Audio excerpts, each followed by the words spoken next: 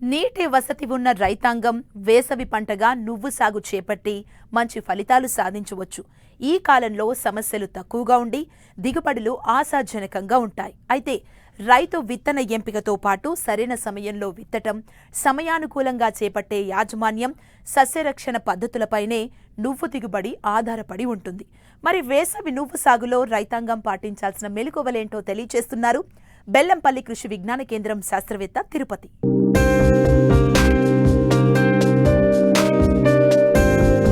పత్తి, మిరప, పసుపు పంటలు తీసిన తరువాత రైతులు వేసవిలో అధికంగా పండించే పంట నువ్వు. ఆదాయం కూడా బాగుండడంతో ప్రతి ఏటా ఈ పంట సాగు విస్తీర్ణం గణనీయంగా పెరుగుతోంది. వేసవి కాలంలో 2-3 నీటితడులు ఇవ్వగలిగిన ప్రాంతాల్లో నువ్వు పంట సాగు చేసి రైతులు మంచి ఫలితాలు సాధిస్తున్నారు. ముఖ్యంగా ఉత్తర తెలంగాణ జిల్లాల్లో జనవరి 2వ పక్షం నుండి ఫిబ్రవరి 1వ పక్షం వరకు వేసవి నువ్వును విత్తుతారు. కోస్తా, రాయలసీమ జిల్లాల్లో డిసెంబర్ 1వ పక్షం నుంచి జనవరి 3వ వారం వరకు నువ్వు విత్తడం ఆనవాయితీగా వస్తోంది. వేసవిలో పండిన నువ్వులో విత్తన నాణ్యత అధికంగా ఉంటుంది. నువ్వు పంట సాగుకు తేలిక నేలలు, కండ కలిగిన నేలలు అనుకూలంగా ఉంటాయి. ప్రస్తుతం మార్కెట్లో తెల్ల నువ్వు రకాలు క్వింటా 8,000 నుంచి 12,000 వరకు ధర పలుకుతున్నాయి.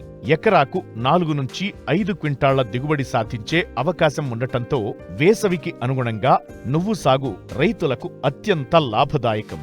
అయితే ఆయా ప్రాంతాలకు అనువైన రకాల ఎంపిక, సకాలంలో విత్తడం, చీడపీడల నివారణలో సమగ్ర యాజమాన్య పద్ధతులు చేపడితే మంచి దిగుబడిని తీయవచ్చని చెబుతున్నారు మంచిర్యాల జిల్లా బెల్లంపల్లి కృషి విజ్ఞాన కేంద్రం శాస్త్రవేత్త తిరుపతి.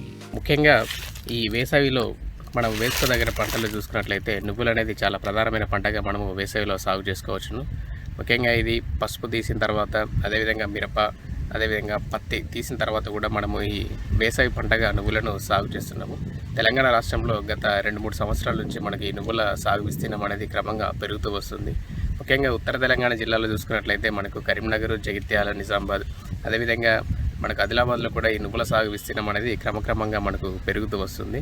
అయితే ఈ నువ్వుల సాగులో ముఖ్యంగా మనం ప్రధానంగా గుర్తుంచుకోవాల్సింది ఏంటంటే, మనకు నీటి వసతి ఉన్న ప్రాంతాల్లో, అదేవిధంగా నీటి ఎద్దడి పరిస్థితులు లేని వసతులలో మనము ఈ నువ్వులను సాగు చేసుకోవడము, అదేవిధంగా వేసవికి అనుకూలమైన రకాలను, అంటే మనకు ఈ నువ్వులలో ఉన్న రకాలను చూసుకున్నట్టయితే మనకు ఈ వానాకాలము, అదేవిధంగా యాసంగి కాకుండా మన వేసవికి ఎండవేడిమి తట్టుకునే ప్రత్యేక రకాలు ఉంటాయి. సో దానికి అనుగుణంగా మనం ఎంచుకొని సాగు చేసుకున్నట్లయితే మనకు మంచి దిగుబడులు అనేది నువ్వుల్లో సాధించుకోవచ్చును.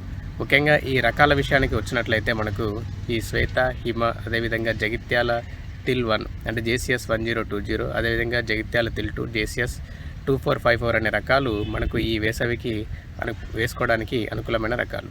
శ్వేత, హిమ రకాలు చూసుకున్నట్లయితే దాదాపు ఎకరానికి 3.8 నుంచి 4 క్వింటాల దిగుబడి వచ్చే అవకాశం ఉంటుంది. అదేవిధంగా మనకు 85 నుంచి 95 రోజుల పంటకాలం అనేది ఉండి మనకు ఈ తెల్లగింజ రకాలు. ముఖ్యంగా మనకు ఈ JCS 1020 అనే రకము ఈ మధ్యకాలంలో 2020 సంవత్సరం నుంచి మనకు ప్రొఫెసర్ జయశంకర్ తెలంగాణ రాష్ట్ర వ్యవసాయ విశ్వవిద్యాలయం జగిత్యాల పరిశోధన స్థానం నుంచి విడుదలైనటువంటి తెల్లగింజ మంచి దిగుబడినిచ్చే రకము. ఈ రకము దాదాపు ఎకరానికి 4 నుంచి 4.5 క్వింటాల దిగుబడి అనేది వచ్చి మనకు ఈ జడకాత ఉండి తెల్లగింజ రకమైన ఉంటుంది. అదేవిధంగా ఈ రకముల్లో దాదాపు నూనె శాతం కూడా 46 నుంచి 49% అనేది నూనె శాతం ఉండి మనకు ఈ ముఖ్యంగా ఈ ఆకుమచ్చ తెగులు, వేరు తెగులు, అదేవిధంగా బూడిద తెగులు కొంతవరకు తట్టుకునే లక్షణం అనేది ఉంటుంది. అదేవిధంగా JCS 2454 ఈ రకము జగిత్యాల టిల్ 2 అనే పేరుతో మనకు జగిత్యాల పరిశోధన స్థానం నుంచి విడుదలైనటువంటి రకము. ఈ రకం కూడా దాదాపు 4 క్వింటాల వరకు ఎకరానికి దిగుబడి వచ్చే అవకాశం ఉండి 90 నుంచి 95 రోజుల్లో పంట అనేది మనకు చేతికి వచ్చే అవకాశం అనేది ఉంటుంది. సో ఇటువంటి మంచి రకాలను మన ప్రాంతానికి అనుగుణంగా ఎంచుకోవాల్సి వస్తుంది. అదేవిధంగా నేల తయారీ ముఖ్యంగా ఏంటంటే, మనకు ఇప్పుడు పెళ్ళలు అనేది అవన్నీ లేకుండా అనేది నేలను అనేది పూర్తిగా దున్నుకొని మనము రొటవేటర్ తోటి నేలను అనేది పూర్తి చదునుగా చేసుకోవాలి. నేల చదును చేసుకున్న తర్వాత మనము ఒక ఎకరానికి దాదాపు 2.5 కిలోల విత్తనం అనేది ఎకరానికి అవసరం పడుతుంది. ఈ 2.5 కిలోల విత్తనాన్ని మనము దాదాపు 7 కేజీల ఇసుకలో, పొడి ఇసుకలో కలుపుకొని మనము ఈ ట్రాక్టరు లేదా గొర్రు సహాయంతో మనకు వరుసల మధ్య 30 సెంటీమీటర్ల దూరము అంటే 1 ఫీటు, అదేవిధంగా వరుసల్లో బొక్కల మధ్య దూరము 15 సెంటీమీటర్లు వచ్చే విధంగా చూసుకున్నట్లయితే మనకు ఈ మొక్కల సాంద్రత అనేది కూడా వచ్చి దిగుబడి అనేది వచ్చే అవకాశం అనేది ఉంటుంది. తర్వాత మనము ఈ అడుగులో మందులను అంటే ముఖ్యంగా ఈ ఎరువులను కనుక చూసుకున్నట్లయితే ఈ సేంద్రియ ఎరువులు 4 టన్నుల బాగా మాడిన పశువుల ఎరువును కానీ లేదంటే 1 టన్ను వర్మీ కంపోస్ట్ కానీ ఒక ఎకరానికి వేసుకోవడం. అదేవిధంగా 18 కిలోల నత్రజని సంబంధిత ఎరువు, 8 కిలోల పొటాష్, అదేవిధంగా 8 కిలోల భాస్వరం ఇచ్చే ఎరువులను మనము ఈ అడుగులో వేసుకోవాలి. దాని తర్వాత విత్తిన తర్వాత 30 రోజులకు అంటే నెల రోజుల తర్వాత మనము మళ్ళీ నత్రజనిని కనుక పైపాటుగా వేసినట్లయితే మనకు మంచి దిగుబడి వచ్చే అవకాశం అనేది ఉంటుంది. ముఖ్యంగా మనము ఈ కలుపు యాజమాన్యం చూసుకున్నట్లయితే ఈ నువ్వులలో మనము విత్తనం వేసుకున్న తర్వాత 48 గంటల్లోపు మనకి ఈ ప్రీ ఎమర్జెన్స్ పెండిమిథాలిన్ అనే కలుపు మందును 1 నుంచి 1.2 లీటర్లు ఒక ఎకరానికి మనము పిచికారీ చేసుకున్నట్లయితే మనకు ఈ ముందస్తు కలుపుగా అంటే తొలి దశలో వచ్చే కలుపును అనేది నివారించుకోవచ్చును. దాని తర్వాత మనకు కుదిరినప్పుడు అంటే మనం ఒకవేళ వరుసల మధ్య వేసుకున్నట్లయితే మనకు ఈ గొర్రుతో ఒకసారి అంతర్కృషి చేసుకున్నట్లయితే మనకు తద్వారా తదుపరి దశలో వచ్చే కలుపును అనేది నివారించుకోవచ్చును. ఇంకా నీటి యాజమాన్యం ప్రధానంగా మనము వేసవిలో ఈ నువ్వులను సాగు చేస్తున్నాం కాబట్టి నీటిని అనేది చాలా ప్రధాన వనరుగా మనము చూసుకోవచ్చును. ముఖ్యంగా విత్తిన వెంటనే అంటే మనకు తడిలో విత్తనం వేసుకోవాలి. లేదు అనుకుంటే విత్తిన వెంటనే మనము ఒక నీటి తడిని ఇవ్వడం వల్ల విత్తన శాతం అంటే మొలక శాతం అనేది కూడా బాగా ఉంటుంది. దాని తర్వాత మనకు నీళ్ళలో ఉన్న తేమ శాతానికి అనుగుణంగా ప్రతి 10 రోజులకు ఒకసారి నీటి తడిని ఇచ్చుకోవాల్సి వస్తుంది. ముఖ్యంగా విత్తన 30 రోజులకు అదేవిధంగా 60 రోజుల సమయంలో అంటే పూత మరియు కాయ గింజలు ఏర్పడే దశలో ఈ నీటికి చాలా సున్నితమైన దశలు. ఈ దశలో కనుక మనము నీటిని అందించినట్లయితే మనకు దిగుబడిపై ప్రభావం అనేది చూపదు. కాబట్టి రైతు సోదరులు మనకు నీటి వనరులను మన దృష్టిలో ఉంచుకొని మనకు అందుబాటులో ఉన్న దానికి అనుగుణంగా మనము నీటి తడిని ఇచ్చుకోవాల్సి వస్తుంది. ఇక చివరిగా మనకు దాదాపు 85 నుంచి 90 రోజుల్లో మనకనేది ఈ పంట దిగుబడి అనేది అంటే ఖాతాకు రావడం జరుగుతుంది.